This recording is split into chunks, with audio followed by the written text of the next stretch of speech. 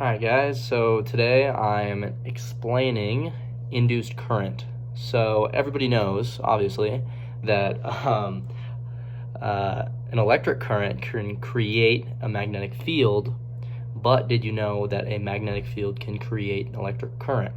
So these two guys, Joseph Henry and Michael Faraday, figured out that when a magnetic field is changing in time, that it can create a change or an electric current, and vice versa. I mean, if there's an electric current, there's going to be a magnetic field generated. He actually did this by accident. So he had two coils sitting next to each other, and he wanted to see if a magnetic field could create an electric current in the other coil.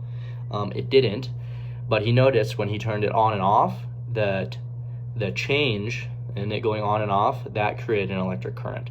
And so Faraday's law states that a change in a magnetic field will induce an EMF in a loop of wire. And EMF is electromotive force. He also found out that one of three ways that a magnetic field can create an electric current.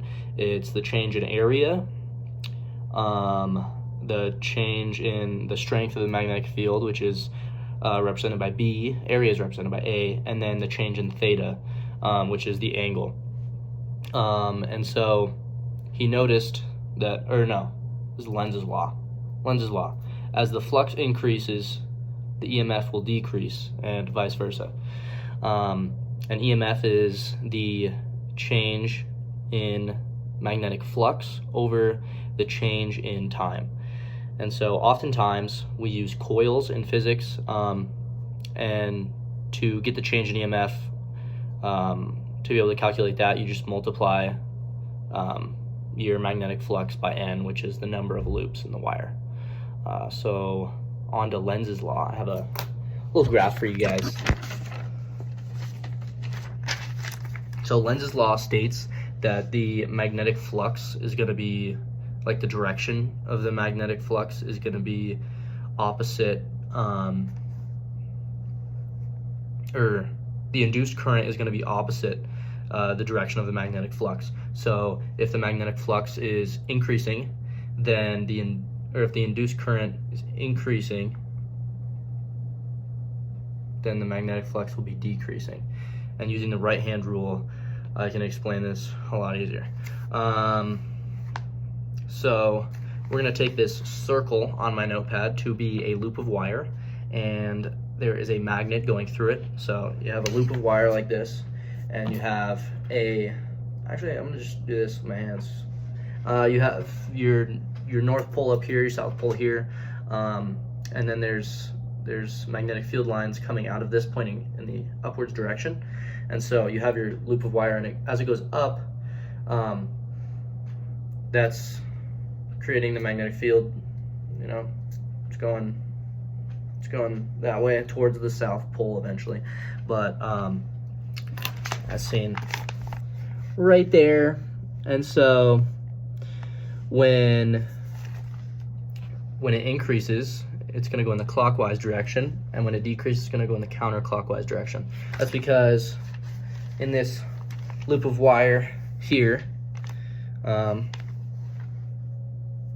as it increases, it's going to go opposite because of Lenz's law. And so to do the right-hand rule, you're going to take your right hand and point your fingers in the direction of the magnetic field, and your thumb in the direction of the induced current. And so we're trying to figure out which way the induced current goes. And so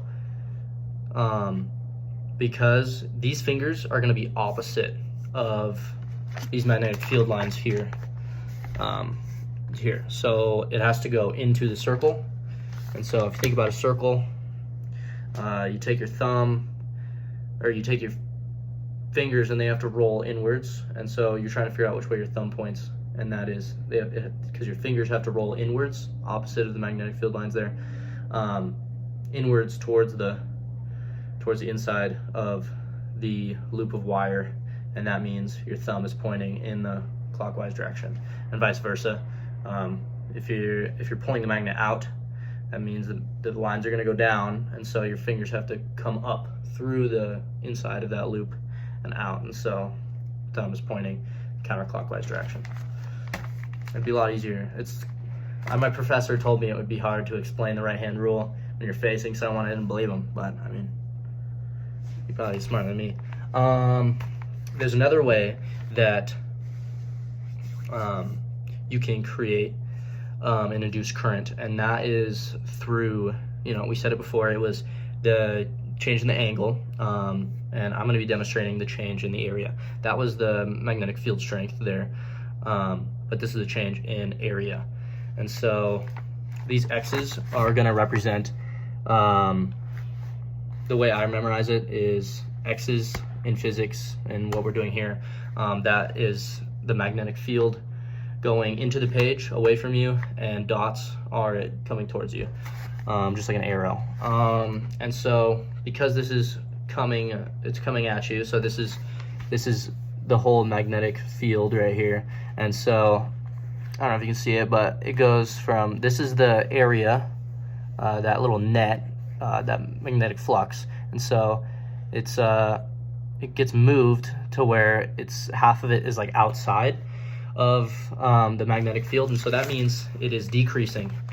And if it's decreasing, that means it's going to be counterclockwise, remember, because you do the right hand rule. And vice versa, if it was increasing, if that was moving into the magnet, more into the magnetic field, it was becoming more dense in that area, or the area was increasing, it's going to be clockwise. That's all I got for you guys. Ciao for now.